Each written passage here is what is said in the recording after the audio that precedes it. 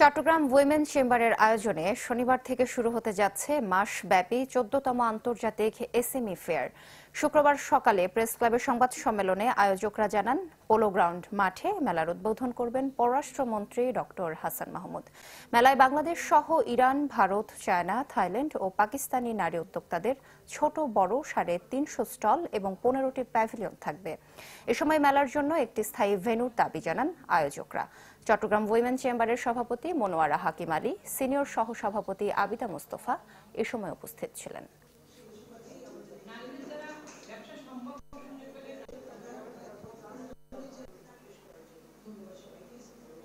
নারী উদ্যোক্তাদের স্বল্প মূল্যে অংশগ্রহণের সুযোগ প্রদান করা হয়েছে।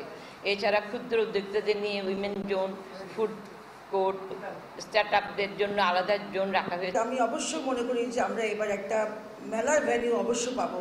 খেলার মাঠে মেলা এটা তো ঠিক না, আমরা কেউই চাই না সেটা, কারণ খেলাধুলা খুবই গুরুত্বপূর্ণ। আর পোলো গ্রাউন্ডের মাঠটা একটা ঐতিহাসিক মাঠ। আমি নিজেও চাইবো এই নামটা যেন এস্টাবলিশ থাকে, আবার যেন সেই পোলো গ্রাউন্ডের মাঠে পোলো খেলা হয়। ১, ২, ৩ ঢাকায় জমি জিতে নিন ১০০% ক্যাশব্যাক সহ ২০ কোটি টাকার পুরস্কার।